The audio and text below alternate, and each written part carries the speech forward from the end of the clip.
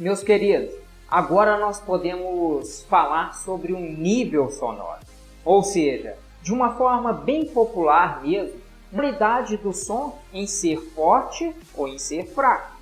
O nível sonoro ele é um parâmetro, assim como a intensidade, que também pode ser utilizado para verificar se em um determinado local há uma poluição sonora, ou melhor dizendo, há um som forte ou um som fraco.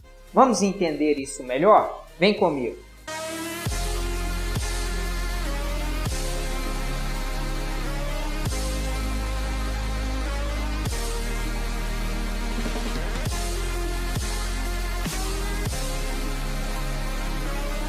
Sendo assim, o nível sonoro é uma grandeza física que pode ser calculado através de uma expressão logarítmica, ou seja, B é igual a 10 log de I sobre I0.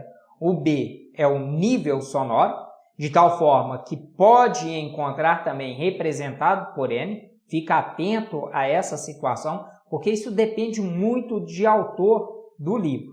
O I, a intensidade do som, e o I0 representa a menor intensidade audível e, como nós acabamos de discutir, ele representa o som mais fraco que a gente consegue ouvir. E lembrando que essa menor intensidade audível, ela assume um valor de 1 vezes 10 a menos 12 watt por metro quadrado. Entende-se, então, que esta expressão ela foi criada para determinar o nível sonoro em que o ser humano consegue ouvir. Em termos dimensionais, a unidade para expressar o nível sonoro é o famoso decibel, dB, ok? Pessoal, o valor do decibel é o que indica no local onde você se encontra do som ser forte ou fraco. Melhor dizendo, há uma poluição sonora ou não. Sendo assim, nós temos um valor, ou seja, um limiar do qual nós podemos ficar sem causar nenhum dano aos nossos ouvidos.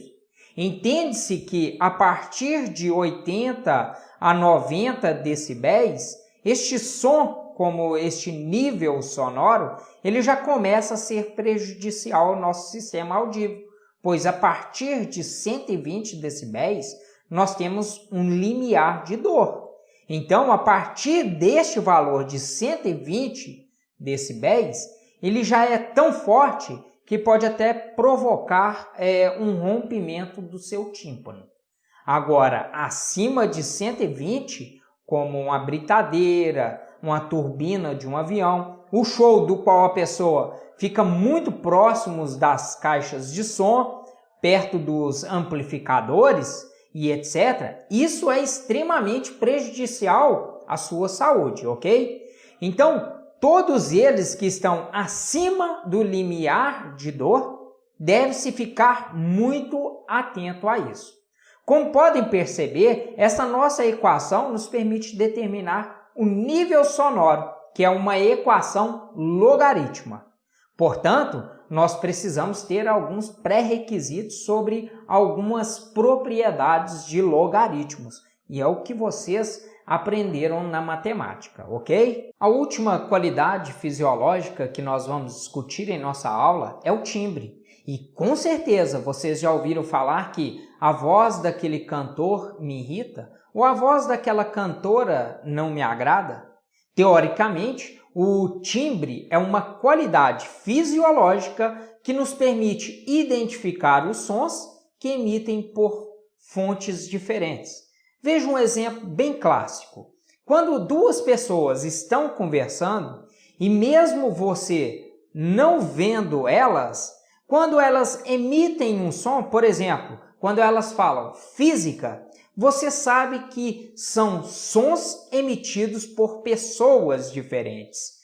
Isso é o timbre, pessoal. Distinguir um som do outro. Pessoal, a mesma coisa acontece com os instrumentos musicais. Se eu tocar uma nota musical lá em um piano e a mesma nota musical lá em uma clarineta, mesmo eu nunca tendo ouvido um som de um piano, ou de uma clarineta, eu vou perceber que o som emitido são de instrumentos diferentes, mesmo sendo emitidos pela mesma nota musical. Ah lá! Sendo assim, o timbre ele está associado ao formato da onda sonora. Vejam bem, existe um aparelho chamado osciloscópio. Entre várias funções que ela tem, uma das funções é de mostrar de forma visual em sua tela o formato de determinadas ondas sonoras. Então, tem-se um uso deste aparelho, né? Eu vou emitir um som lá com uma frequência de 440 Hz com um instrumento, este instrumento aqui, que ele é chamado de diapasão, que é utilizado muitas vezes para a afinação de instrumento musical. Então, no monitor do meu osciloscópio, aparecerá uma onda neste formato aqui. Ó.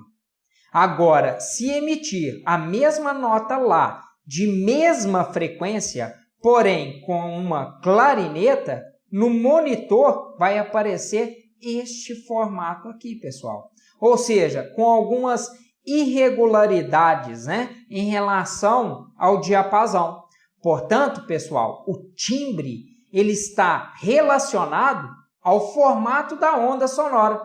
Alguns autores chamam este formato da onda sonora, né, de onda harmônica. Ficam atentos a isso.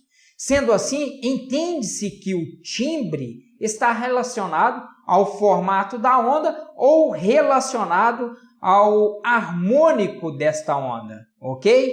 Essas duas formas são corretas de conceituar o formato desta onda, ou seja, do timbre. Outra coisa que com certeza vocês já perceberam, que quando uma pessoa fala ao telefone ou envia uma mensagem pelo WhatsApp, a voz daquela pessoa parece estar diferente daquela voz de quando você está presencialmente com ela. E te falo, meu querido, realmente a voz da pessoa está diferente. E a explicação disso é porque o telefone ele não consegue produzir todos os harmônicos da voz da pessoa que quando ela está na sua presença. Por isso que dá essa diferença na voz da pessoa. Tudo bem? Isso é o que eu tenho para falar para vocês sobre as qualidades fisiológicas do som. Mais uma vez agradeço a atenção de vocês, peço para se inscrever e deixe o seu like.